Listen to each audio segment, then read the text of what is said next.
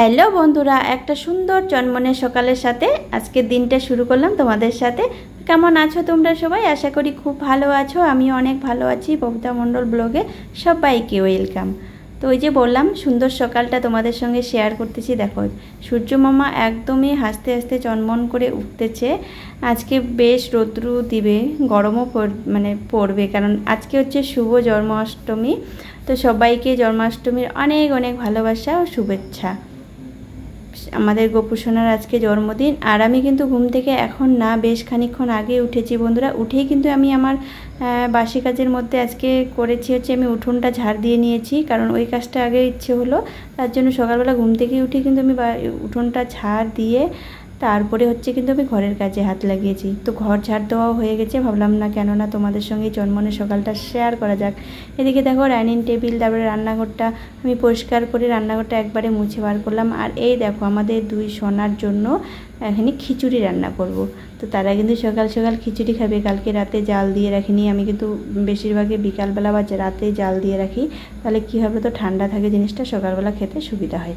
আর এই দেখো এটা কিন্তু এই খিচুড়ি রান্না করতে গেলে কিন্তু অনেকটাই গরম থাকে। যাই হোক ওখানে খিচুড়ি বসিয়ে দিয়েছি, কিন্তু আমি গ্যাসের মধ্যেই দিয়েছি, আর সময় থাকলে উনুনেই করি। আর দেখো মার সঙ্গেও সকাল সকাল মাকে সবাই দর্শন করে নাও। আর এখানে দেখো ঘুম থেকে উঠে আমি উঠোন ঝাড় দেওয়ার আগেই কিন্তু আমি দেখো মাটি ভিজিয়ে রেখেছিলাম। তো এই দেখো আমার শখের বারান্দাটার অবস্থা একদমই বেহাল। তোমরা জানোই এখন মাটির বারান্দা, তার মধ্যে যদি পড়ে বৃষ্টি তো কেমন হয় বলো তো, অনেক কেঁচো থাকে, কেঁচোগুলার মাটি উঠিয়ে দেয়, তো দেখতে ভালো লাগে না। তো ভাবলাম আজকে জন্মাষ্টমী, কালকে মনসা পুজো, তো দুদিন ধরেই লেপতে লাগবে। যাই হোক বন্ধুরা, এই দেখো ফুল গাছটাও কিন্তু অনেক বড়, একদম কি বলবো, চারপাশে ডালপালা এতভাবে ছড়িয়ে পড়েছে না, একদম কি বলবো, দেখতে জঙ্গল জঙ্গল মনে হয়, কিন্তু এত ফুল ফুটে মায়ায় কিন্তু আর কাটতে ইচ্ছে করে না। যাই হোক ভাদ্র মাসে 13 দিন কিন্তু সব গাছের ডালপালা আমাদের আমার শ্বশুরবাড়িতে নিয়ম আছে, ছাড়তে হয়। আর এদিকে দেখো আমার বারান্দাটাও কিন্তু আমি লেপে নিয়ে নিচ্ছি, তারপরে আমি রান্নার দিকে যাব। তো রান্না আমি করিনি, কারণ একটু কাঁচা বারান্দা, তার মধ্যে বৃষ্টি হয় জানোই তোমরা, একটু শুকাতে সময় লাগবে। তার জন্য আমি ভাবলাম যে না, বারান্দাটাই একটু আগে মুছে নিই। তো এবার ইচ্ছা আছে যখন হচ্ছে অঘ্রাণ মাস হবে, বর্ষার পরে, তো পুজোর পরে তারপরে বারান্দাটাকে পাকা করার। তো এই দেখো তুলসী দালানটাও একটু পরিষ্কার করে নিচ্ছি, যেহেতু আজকে একটা পুজোর দিন আর কালকেও মনসা পুজো, তো আমাকে পরিষ্কার করতে হবে। তো আজকে অনেকটা যতটা পেরেছি তুলসী গাছের চারপাশটা একদম পরিষ্কার করে নিয়েছি, যত আগাছা ছিল উঠিয়ে দিয়েছি। তারপরে চলে এসেছি আমি ঘরে, কিন্তু দেখো ব্রাশ হাতে মুখে নিয়ে কিন্তু আমি ঘর মুছতেছি। তো এদিকে রান্নাঘরটা দেখতেছি না শুকাতেই, ওই যে বললাম না শুকাতেই পাড়াপাড়ি করলে না, পাড়া দিলে তাহলে দাগ হয়ে যায়, পায়ের যে ছাপটা মাটির তো পড়ে যায়। তো আবার ওই রান্নাঘরটাকে একটু ক্লিন করে নিয়ে নিলাম।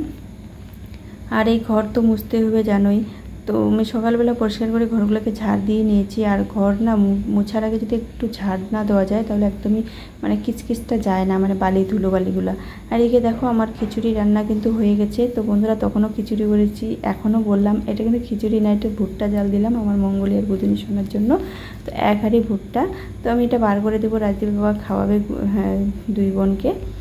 এদিকে দেখো চলে এসেছি আমি রান্নার দিকে। ভুট্টা জাল দিয়ে আমি বাইরে বাবাকে দিয়ে দিলাম, গরুকে খাওয়াচ্ছে। আর এদিকে দেখো কোয়াশ দিয়ে মুগের ডাল, সবজি দিয়ে ডাল খেতে কে কে পছন্দ করো অবশ্যই কমেন্টে জানিও, আমার তো ভীষণ ভালো লাগে। আর এই দেখো ডালের বড়ি নিয়ে আসছে, ডালের বড়ি দিয়ে আলু আর কোয়াশ দিয়ে নিরামিষ তরকারি করব, আর হচ্ছে কোয়াশ দিয়ে মুগ ডাল।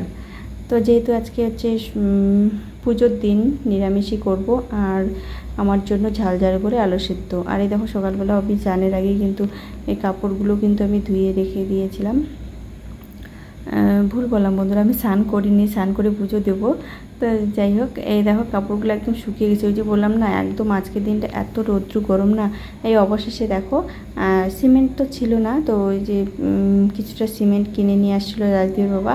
আর আজকে যেহেতু রৌদ্র দিছে, এখন বাজে ওই প্রায় 11টার মতো, 11টা এখনও বাজেনি, 10 মিনিট কম হয়তো, ওই 11টাই বাজে।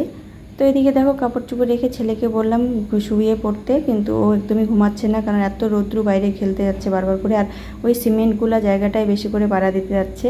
তো কি বলবো বলো তো, ওটা যেদিনকে পাকা করা হয়েছিল ঘরের সামনেটা, সেদিন তো মুষলধারে বৃষ্টি আসছিলো, তার জন্য সিমেন্টটা উপরে যে সিমেন্টটা ধুয়ে গেছিলো। তো আজকে ওই যে সিমেন্ট গুলিয়ে গোলা দেওয়া হয়েছে, সিমেন্ট গুলিয়ে যে দেয় না, তো সেরকম করেই দিছে। তো এদিকে দেখো বিছানা পরিষ্কার করে এখন ছেলেকে ঘুম পাড়াবো। টাটা। আজকে